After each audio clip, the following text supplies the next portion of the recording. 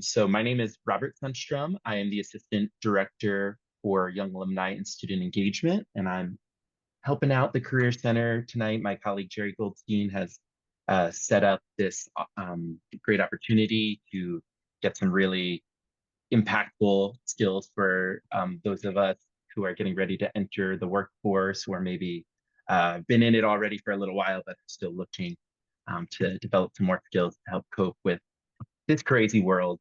um, so with that, I will introduce our speaker for tonight's webinar, Dr. Carla Natalucci-Hall, who is a 1986 alum of FCRH. Dr. Carla, we're so excited to have you here, and I'm going to bring up your slides and let you introduce yourself.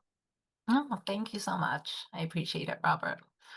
Well, it's nice to be here, and we're going to work today on emotional readiness for the workplace. And why it's so important is, as a clinical psychologist and a executive work coach, and seeing so many young people going from high school to college and college to work, it's one of the key factors that delineates you from others and makes you feel more prepared to like make these transitions. And a really long time ago, I wrote a program called actually Transitions, and it was targeting these sensitive times in our lives that were coming from one space that we know with people that we know to another, where all the rules and all the different things are there, but we have to learn them. And those things can create anxiety. I'm an anxiety specialist, stress management specialist. And it can also create this like feeling of, I don't know what I'm doing when you do, like this imposter syndrome. I don't know if people know these words, or even feeling like, what's next? And I don't know where to go with where I am or what I have. So, the emotional readiness that we're going to talk about is threefold. And we can go to the next slide. And the first is really, who are you in terms of like your competencies, your strengths, like making a list of these. And some people will even take like assessments to really understand like values and actions. It's a good assessment. It's a whole book, actually. You can like go through it. And it really helps you to understand like, what am I good at? What do I like? Right? Because when we're good at stuff and we like it, even if we're in a job that kind of doesn't exactly match that directly, we can then bring it into the job that we are in at the moment. And that is where this emotional readiness and self-development, like, intersects, because then you are ready because you know what you know from your perspective, and your boss, your co-workers, your team, whatever it is then going to know you on that basis if you feel comfortable and competent and confident for working from your big self forward to understand that, right? And a lot of those concepts of the big self and the parts of ourselves are from internal family systems therapy, but it's a whole theory of how we actually relate to everybody and everything around us. So if we bring that to the work situation, it's kind of like a little family, and people could feel like my boss is my dad or my mom, and creates these systems. But if we know in our own family our strengths and our competencies, things I see clearly about myself and other people, then we can operate on this different level above what our work task or goal is. And that's a really big important part of it, and an important way that we can actually do our tasks at work better, more clearly, more dedicated, more focused, like that. So, I don't like to work on limitations or weaknesses, but that's also the flip side of like, if you know that there's something that you need to like improve on, like work on that. Definitely say either get training from a boss or a mentor, or outside training like LinkedIn Learning, or like we talked about books and stuff like that, to fill in the gaps if you know that's just like an area that you want to bolster, almost like scaffolding, like a building to keep it like strong and growing and moving forward. Mhm. So just bringing yourself to work is also anxiety producing. Starting a first job ever, like starting a first day. meeting in a conference room for the first time with people at a level of like, now I'm an employee, and this is my employer and my boss that's asking me for updates or asking me to do things in a meeting type format. Being able to speak about week to week to week, what am I doing? Having like a system for bringing that to a meeting of that nature that records what you're doing every day. These are also emotional readiness skills. Because if someone asks you in a meeting, like, what did you do today? You might know. But if they're asking, what did you do over the last week? Some are every other week, some are monthly, some are like, surprise, and then it helps you to have this nice catalog of emails that you can look up and prepare for these meetings and be able to report on your activities. And it also can give you an opportunity to say, I need this support here. I need maybe a weekly meeting that helps and supports me. And then to bring back with you that feedback in a certain way by documenting that and having a way to do that in a meeting. Because we all like to look at someone and, not write things down, but we need to do both. And that's another skill. And not feeling like, oh, I should not do that, and kind of questioning yourself and stuff, but to really have that idea in my head, how am I going to sit in a meeting? How am I going to, even if it's just with my mentor, with my supervisor, how I'm going to gather that information and doing some calming, like the self-care that we're talking about in the third part of it, is just as important as understanding what they're saying. Because sometimes it could be so freaked out or anxious that we just forgot, like we don't even get in our brain because we're not writing it down. And it's an anxiety producing situation when we first start, right? So let's go to the next slide and really talk about self-care.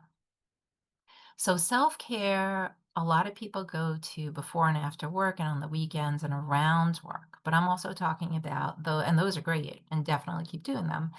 But I'm talking about also the ones that you can do at work, like taking a small walk, taking breaths throughout the day, having a journal that's for you online or in person, like a nice book that you can carry to ground you and to keep you focused on things. Not neglecting eating, like having a snack if you're that person who needs snacks, or having a meal in the middle of the day and not saying, oh, I'm too busy and I have to work. Not get, hydrating enough, having appropriate water, having appropriate things, reminding yourself to, have times where you're letting yourself rest and getting up from a desk, going to a bathroom, going to out for a walk, going out with the people around you to have some socialization, for lunch, for anything that will help you to have a high level of functioning throughout the day and not just feeling wear down and so exhausted by the end of the day, and definitely like by the end of like a work week. And some of our work weeks are really long, and some of our work weeks are like split, like I work in the morning, work at night. It depends on some of the people I see. They have a split schedule, and their afternoon is their like relaxation time or eating time or rest time. And if you think of some of our medical personnel, they do 12-hour shifts, 24 hours a shift. It's just like a lot. How do you build in periods of relaxation, periods of sleep, periods of rest for those careers? Because being completely depleted when you're a nurse or a doctor trying to take care of others needs self-care. So you're making good decisions, you're having enough to give other people as well. Mhm. Some people, they have travel as part of their work, and learning how to do self-care, even planning ahead of like your travel plans of like, does this place, a hotel somewhere around there, have a gym, have adequate food sources? Is there like somewhere like a supermarket around there that if I have a certain dietary need that I can meet that? Doing some research ahead of time. This is all self-care because some people travel and they travel a lot. I do see a few people who are like, I'm doing this, this, this, and this. And when they don't plan for their own self-care, by the end of a trip like that, they don't look as happy or as rested or as well as they did before they left. And then it's like, let me get back on track. And it can be sort of an up and a down type of like way for them to cope with it, and they really need to focus more on their self-care, right? Here I also have sleep, so if you're not adequately resting, you really can't concentrate at work. So it's really important to have a routine for these things so that you can go into, no matter if you're here, you're traveling, seeing friends, seeing family, you should be able to go out, you should be able to do things.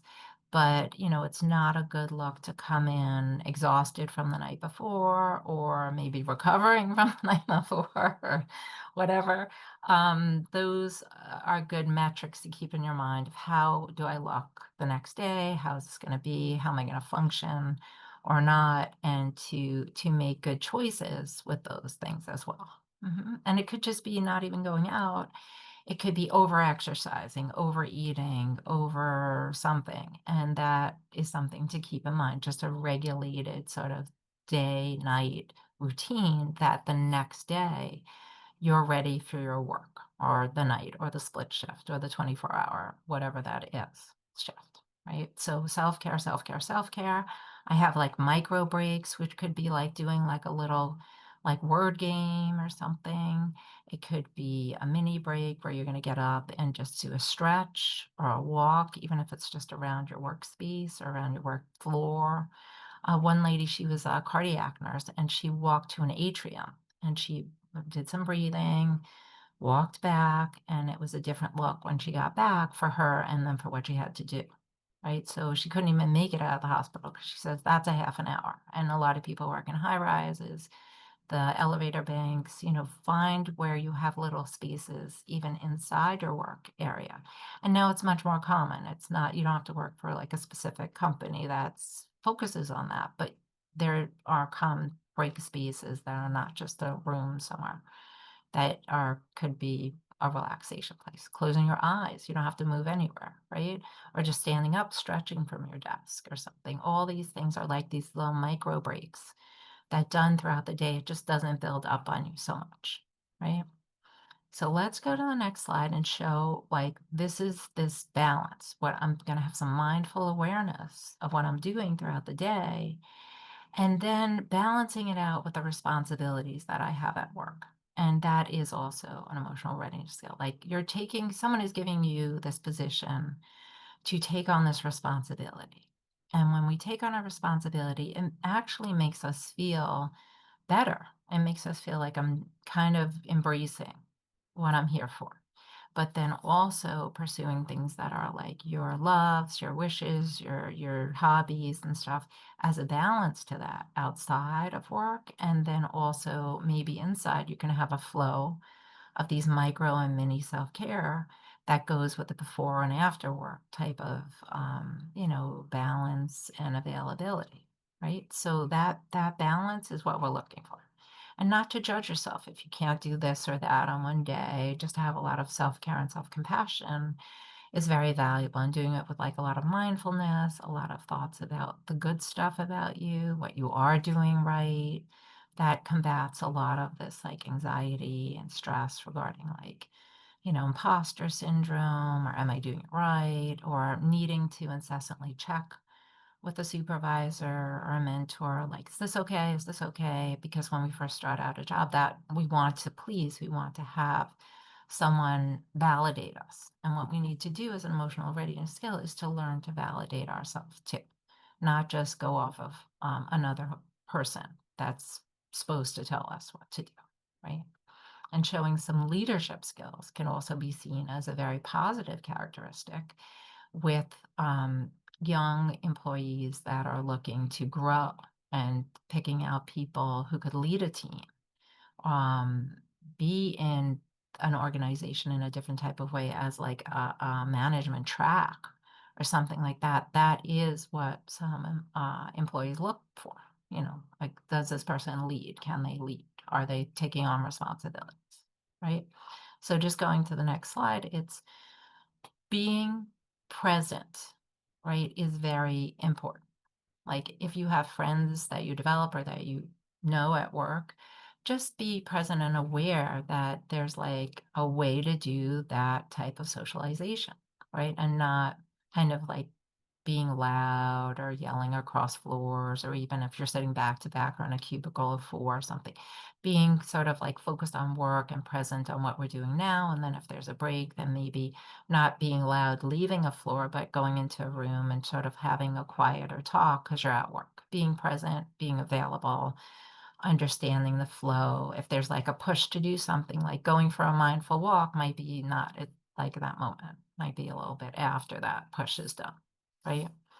Being prepared, like you know something is happening the next day at work, maybe read into it a little bit, like read about it a little bit, maybe go over your notes that you had, or go over like your part of the project that you're presenting and try to go through it by talking it out so that you're not just coldly doing it like on the fly once you're there.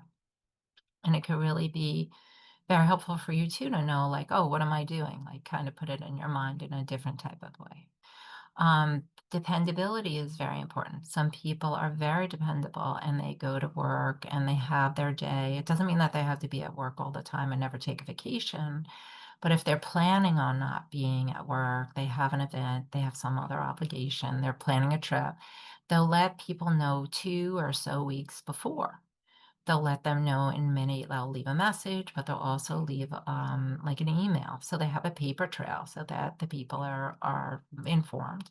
And if you need to get, permission, you need, HR permission or something, look at your employee handbook, your manual of like what that means, and see what the procedures are and how to handle this so that you are seen as someone who's dependable and you can go on vacation, you can take your days, but that they know when you're going to be there and they know when you're not. And if you have this, like I have to take a Wednesday off, know what's there for Thursday on Tuesday. So when you come back, you're ready to hit the ground running, and that's what you're doing. So all these things really help you to be seen as someone who's present, dedicated, aware, functioning, telling people what you're doing in a way that's not overwhelming to them, not asking them for permission about everything, but to let them know, "This is what I'm doing, this is how I'm doing it, this is when I'm doing this," and that it will be one less person that they have to chase down for information or give you a call or send you an email and don't realize that you're not there. It helps you as well as it helps them. And that dedication just comes through with everything that you do then. You know, prioritizing, completing tasks, meeting expectations a little bit. But then if we want to be in that leadership track, exceeding them. Even if you feel reticent, like I can't really add it to my project, but then saying, oh, like this is what I noticed when I was doing my project, and putting it like in an email and saying, you know, maybe this is a future direction I can go in or someone else could go in. And that could be kind of neat for a boss to see, like, oh, this person thinks into the future. They're planners, they're goal setters, right? Especially if you're something at a startup or a family owned business where maybe the everyday grind gets a little bit more hectic and people can't think to the next day or the next week or the next month. You know, it's a real thing. So, being very clear in your communication, right? We all have ways of speaking, things that we do, but if we are able to be very clear, and sometimes it's not talking to someone, sometimes it's writing it down and sending it. And before you click send for anything, a text, an email, however this group is going to be communicating, Teams, whatever, platform they use, just take a look and make sure that what you're saying is what you really want to say. There's no like spelling mistakes, being clear and not just dashing off sentences that are incomplete, but really kind of spending a little time saying what you need to say and sending supportive documents if that's more clear and or more handy. Like if someone has things in like the moment, that would be, again, looking at you as more on a leadership track because you're giving them all the information right there for them to like click, click, click, click, click, and they don't have to go somewhere else. Like telling someone, oh, I sent you in an email a while ago, keeps them in an effortful position, whereas putting it all together in one email with your inserts or your attachments is just like click, click, click, click, click, and it's just then done. right? And then if there's like an evaluation, like an annual or quarterly or something review, make a note that you do this way. Make a note that you're doing all your daily activities so that when you go into meetings of that nature, you're prepared and you can even remind people, hey, I did this, and this, right? So that is clear communication, appropriate use of technology. Please do not Google anything else except to do with what you have to do with work. And use of your phone, just kind of put it away for the time frame that you're there. And again, take breaks to see who's calling you, texting you, emailing you. You have something with your family, something with friends. Definitely take breaks and get back to them. You're not in like, this, position where you can't do anything. But if someone is trying to work with you, there's again a push, there's something that you need to do. A boss is walking by and seeing someone on their phone, even if you're Google searching something for work, it's misinterpreted as negative when it's not. So we want to keep those Google searches on those platforms, their devices, work related, taking breaks, do your search or your communications outside of the workspace and have that even if they say, "Oh, no, it's okay," put your phone away. Look like that management or that professional growth development person because you will be seen that way as opposed to somebody else who's always like hearing beep, bop, vibrate, something like that, and is distracted in their work. And it also helps keep us not distracted. Mentoring, I'm a Fordham mentor, been for a couple of years now. I do mentor other people informally, and I am an EMDR certified and approved consultant. So I mentor people in EMDR. Um, that accessing of mentorship at a group level, at an individual level. We call it mining people. Mining the information is important, but mining the people in that organization who have been did that whole track like you're going to go on is very helpful. And just they have a different type of like overview of the company where you could fit in, getting to know someone who's maybe more isolated because they're at a certain C-suite position or even any position that's a supervisory, they're a little bit more isolated. That could be something that teaches them like your value as somebody that they can also give to, but have a different relationship with than just the general population of workers that they are responsible for, really. Mhm. And also, your review looks different, your opportunities look different. Asking for opportunities is another leadership, that track skill, right? Um, Anytime you can use critical thinking skills beyond what you're doing in the moment is valuable, right? So you're not just doing the task, you're thinking of like, where does this pertain? How else does it connect, even to other things you've done or other things team members have done? It's again elevating you beyond others, but also showing that you're a serious worker, you're emotionally ready for whatever task you're doing and thinking beyond it, not being overwhelmed by the task, right?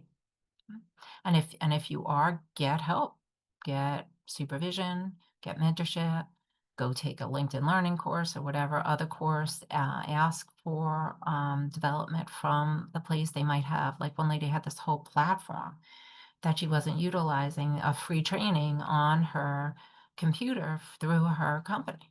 And it's pretty common that that's true. So, but ask for those opportunities because they're valuable and they distinguish you as someone who didn't know what to do, asked for help, and learned it and came back and could even present it to other members of the team, of the staff, or just what you learned, or just to be that person that's go to for that task. And sometimes collaboration with others is difficult because not everybody is respectful, but being that respectful person will help people to collaborate with you more and connect with you more. So that's always like a plus, right? So just going to the next slide, and there's like a typo. It should be for peak performance consider. I changed it on my slide too when I realized it.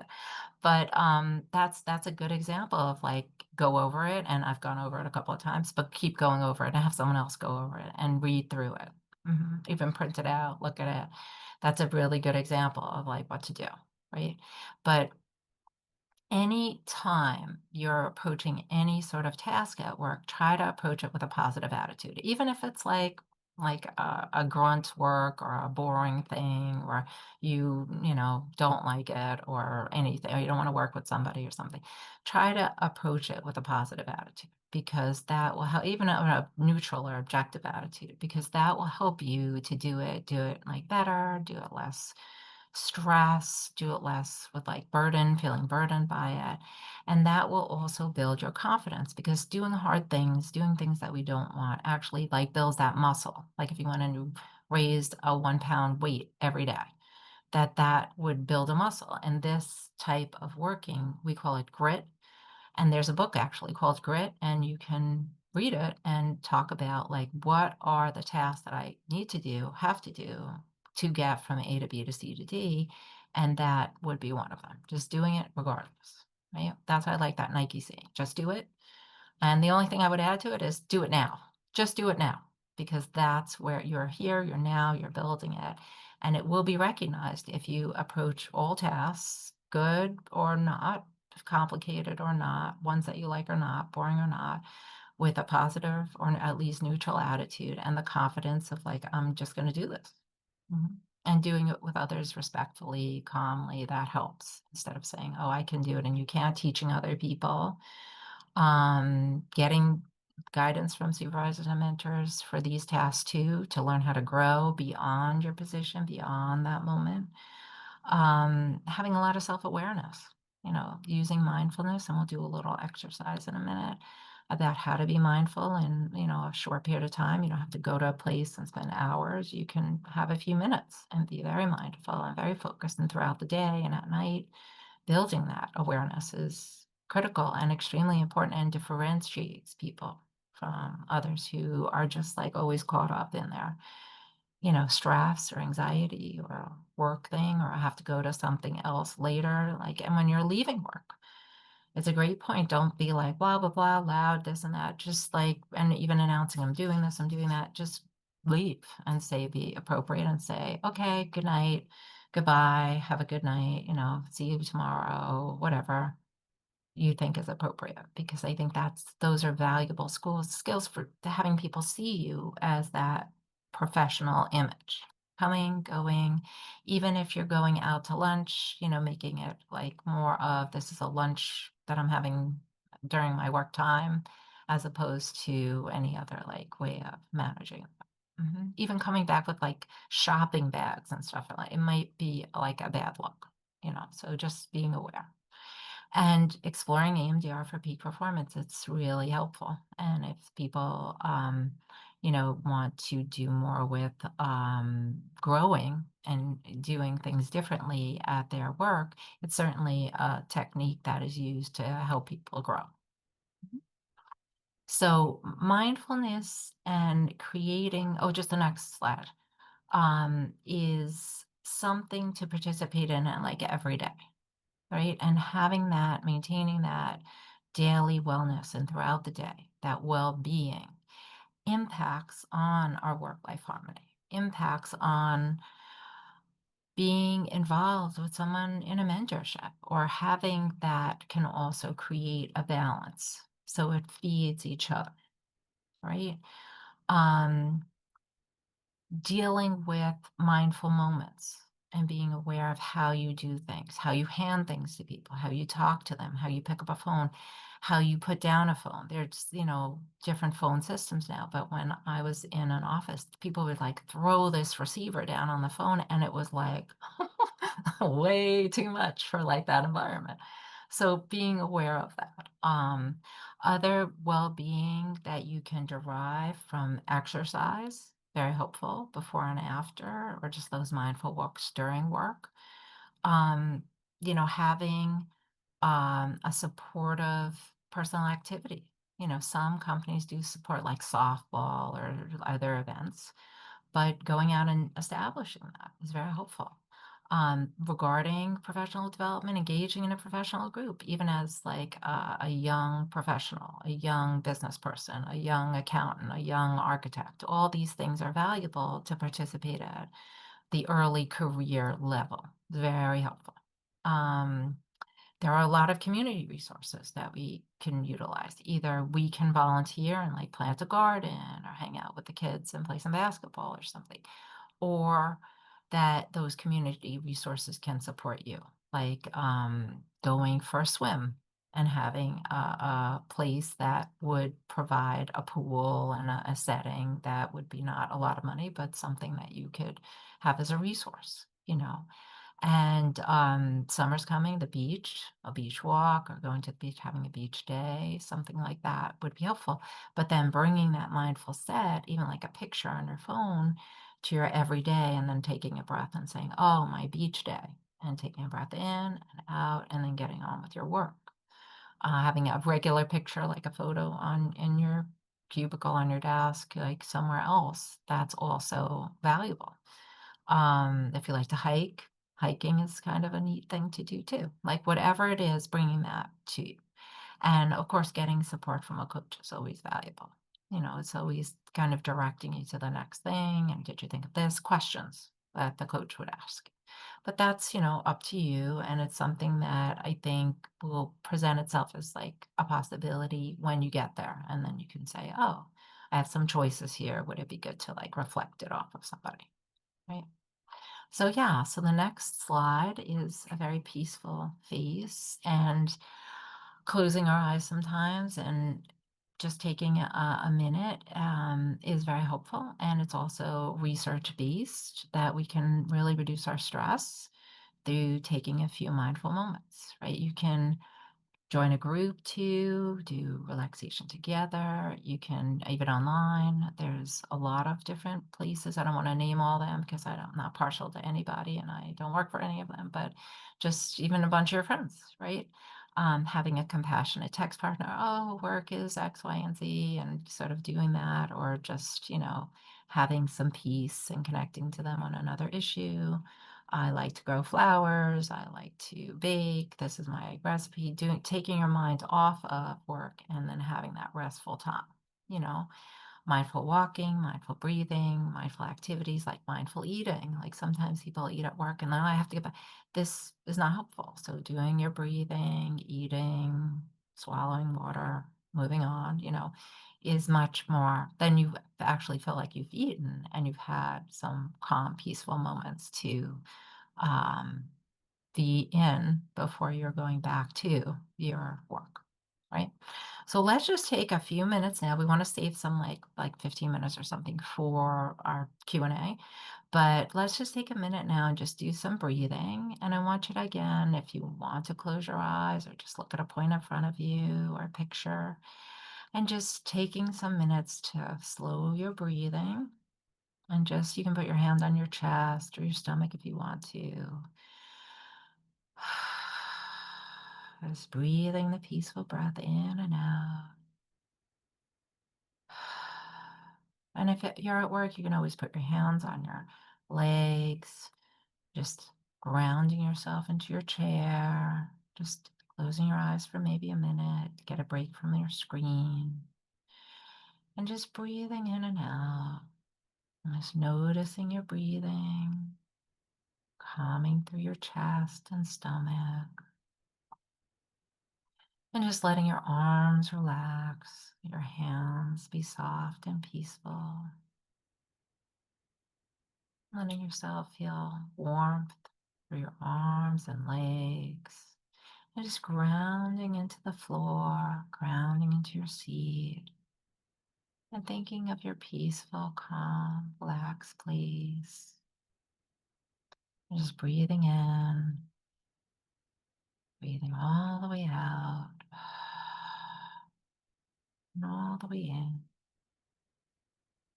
Just relaxing down through your feet and just having an image of yourself as being a tall tree or a big mountain and just giving yourself room to breathe. Breathe in and out, in, out. Just one more peaceful breath in and all the way out and checking your body. just for the stressors that might still be there and just letting them go. Just sitting for a minute, being strong and peaceful, and relaxed. When you come back, just feeling your breath coming and going as you're sitting here or as you would get back to work. Just letting yourself be at peace and calm and relaxed. And now, just looking at the next slide, would be perhaps working with a job coach or work coach, someone who's supportive, just focused on you. Any sort of group. Sometimes people have mindful groups or coaching groups. Just being creative with what you want to be doing at work. And it could be done by Zoom or cell at all. This was a free library mindfulness session that I had with people focused on stress at work or in their community. And then the last slide is just getting into a flow because there's a whole theory about flow as a person and flow and work particularly. And when we get into flow, these questions that we have about ourselves, like this young man is looking at all these questions, um, they sort of start to make more sense. And they sort of come together as like a plan for me at work. And whatever they are, these are just a few. It could be work, it could be home. What are the expectations? What is the, things that I should bring or could bring to it? And then we have these answers of time management, strategies that are mindful or otherwise, goals. And I love routines because you can link routines one into the other, into the other, into the other. And then what would seem like a lot to do kind of gets sort of truncated to like my morning routine, my afternoon routine, my, night routine, my sleep routine, and that my weekend routine. So you get to put all the stuff that you want to do in those routines and all the stuff that you want to do in your life in your 7 days so that your work time is not just feeling like so much and not having enough time for like you. It's more of a balance. So really thinking about like, how do I get in flow with this? How do I get my routines going? What do those look like? What does it sound like? And then whichever one that fits for you and is personal to you, that's what work. And if somebody else has it in your life, you might look at their schedule, look at their routines, look at what's important for them, but you might let yourself develop your own. And I think that would really be helpful because anything personal, anything that would create a flow in your life would help you to just feel like this is not like so heavy and it's not so much because I can do it and I can do it in a way that works for me. Because when you're doing things in that flow, you're doing things that you like to do, or you're having a balance between things you like to do and things you have to do, it just doesn't feel so heavy and you can really like your balance and like your flow and go further, like we said, excel in this slide because you're just going to be building little bits at a time, more and more of a competency and a readiness for the next level at work and the next job and the next thing you want to do. Because we're talking about going in for a first experience. But each time you grow, like that transitions program is talking about, it's a whole nother set of skills and strategies and things you need to do to be ready for that too.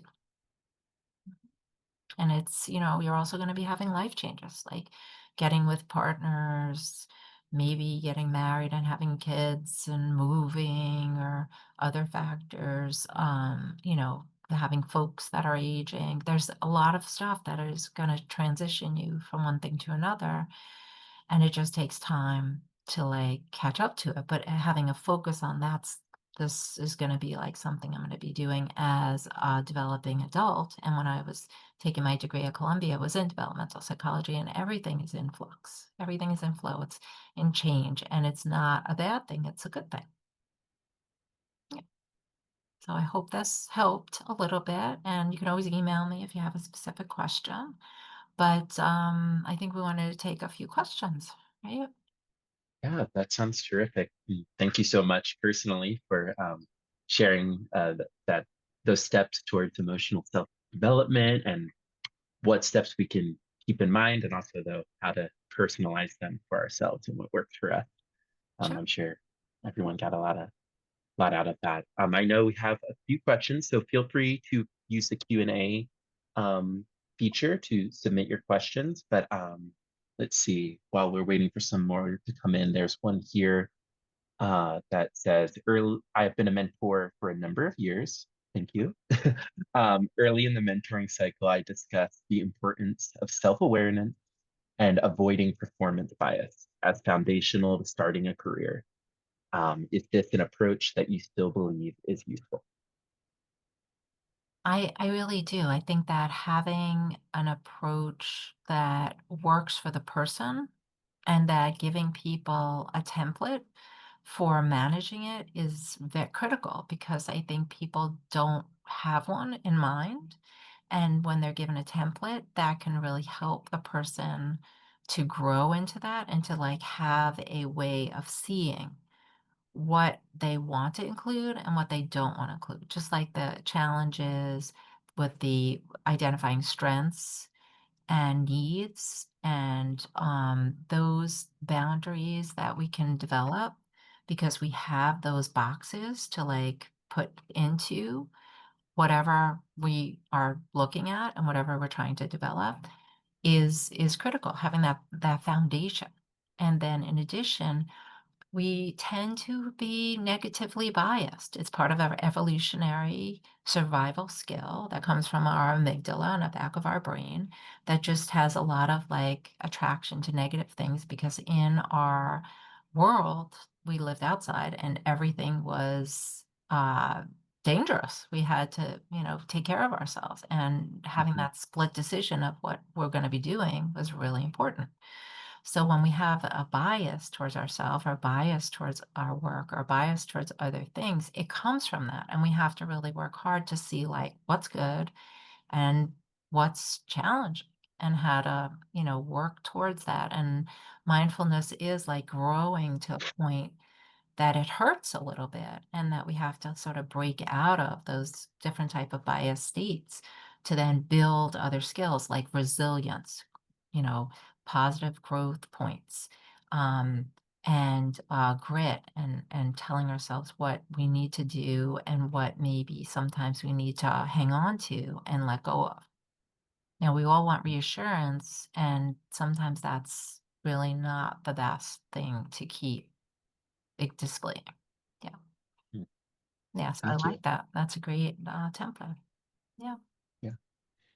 I see another one here that says, um, what are effective ways to professionally engage with a supervisor who might be trying to push you out of a role or not make you feel super comfortable? How do you protect yourself while maintaining a collaborative approach?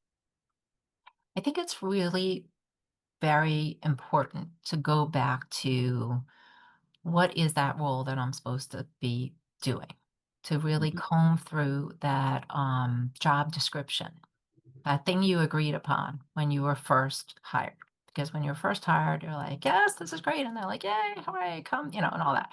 So it was all good, and what did I agree on when I was, like, agreeing to that? Because what happens sometimes is that we forget, and then what the person maybe has been trying to communicate to us has not been effective in what they're trying to communicate to us. So we have to go back to that original job description, write down everything that was part of it or is part of your job, and then try to take a look at what you're doing in the moment and seeing what you maybe need to improve and add, or seeing or asking, what is the person not seeing you do or is seeing you do. Try to get like a checklist. This check, this is X, this is what I have to improve on. And if it's something you were never trained on, ask for training on it. If somebody, doesn't have that in-house, ask for training outside of that. Ask for like, help with trying to understand what is the situation that the person is communicating to you. And maybe they have like an understanding of like what they want to see you do. Maybe they have this like vision, and having an honest conversation about it is valuable. But on the other hand, documenting everything you're doing, having like a template that is, this is what I did today. And then the next day, this is what I did today. And if your boss doesn't want you to send it to them, send it to yourself. So it's a timestamp and an email. Because if you're being called out on you're not doing this, this, this, and this, and you have emails that are like, I'm doing this, this, this, and this, that's helpful. And sending it to a boss that's sort of challenging you, you might need to, or you're feeling uncomfortable about, then it might need to be something you're doing every day, right? And checking off like the lists of what you're doing, what you're not doing. And if someone doesn't, I hate to bring this up, but doesn't like you, or I've had bosses that just didn't like me, and that could feel very bad. Having a conversation with them might be helpful, but it might not. Having a conversation, if you're in an organization with an HR that can help negotiate a conversation with them to understand what maybe happened or is happening, that could also, there's like levels that could also be helpful. Yeah. But just to start with, like, what am I being employed here to do is really helpful, because there's this like research that says that after 2 weeks, people don't remember what their job is, or they never were trained, Mm, and they need to like understand it, and to understand it, going back to the original job description, seeing what you're doing, seeing what you're not doing, and then adding training to help, or mentoring or something like that could be helpful. And a few people that I counsel, or that I counsel and that's attached to them, they have also moved managers within sort of mm, a department, or actually just said, well, maybe this job isn't matching up for me. Is there another job in the organization? And that could be very helpful. But getting information of like why is this happening is also critical sometimes, because it could just be a personality difference, and that happens more than people would like to admit, mhm. both on the side of the person it's happening to and the mentor or the employer that's doing it, or even a team Absolutely. member, or team members. Sort of related to that, like doing those, taking those steps to build that self-assuredness for ourselves. We have two questions in here related to building confidence when we might fear disappointing others. And then the other question that is related to building confidence specifically asks how to do that as a woman in maybe an all male dominated or an all male space. Yeah, great questions, because being a woman, and most of the settings that I've been in, it's been a lot of women on one side and no women on the other side. It just depends. Like counseling and all that is like very women dominated. On business side, it's like there's not a lot of women, especially at certain levels. There's like Mhm, one or something. Um, and that could be really tricky. But when you want to go somewhere, you have to have sort of a roadmap on how to get there. And sometimes, like we said, that mentoring helps you to get there, because someone is going to point out opportunities and give you a strategy and an ability to get there, right? But part of that also goes back to the first question of like how to have confidence in things, right? And no one can give that to you. You have to look at what it is that you feel you can offer others, and what it is that you feel like you need to develop and to grow. And that could be personal growth and not necessarily knowledge. There's so many like wonderful, knowledgeable people, and they just don't have the, we call it emotional intelligence, to put it all together. And I do see a number of people that they can't really talk to anybody about anything, but they can make one of these like video games with all this like high tech, images, and or run a whole company, but they can't talk to anybody. They can't, like, they are lonely, they don't engage in anything. So emotional intelligence is really important too. And having that developed sometimes is going into like a coaching relationship.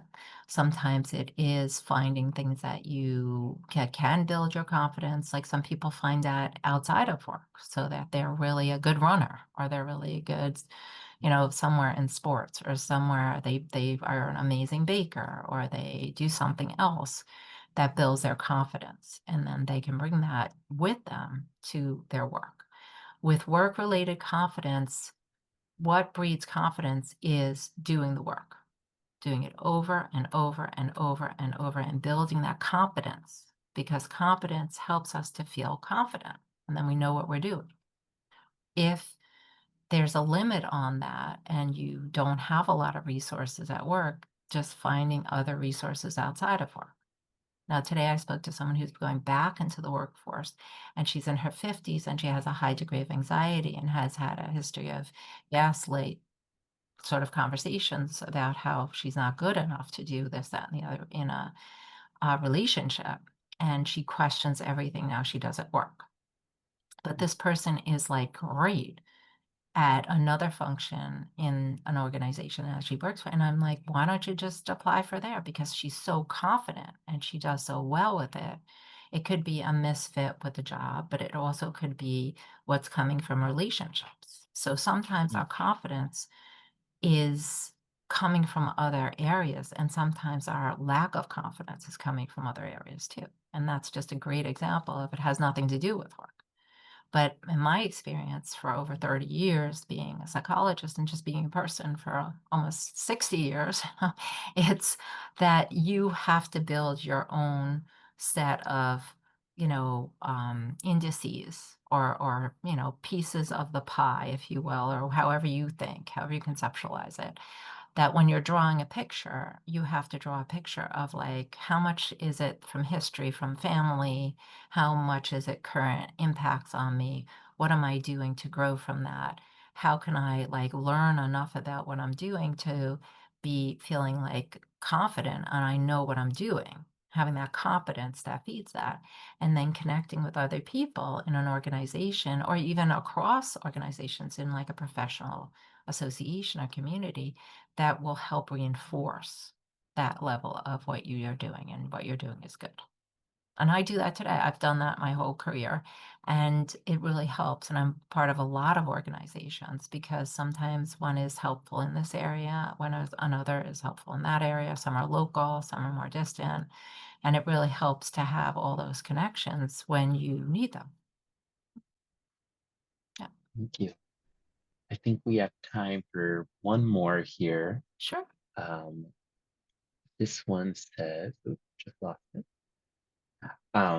When the world can be so crazy today, how do we continue to be present despite things that are out of our control?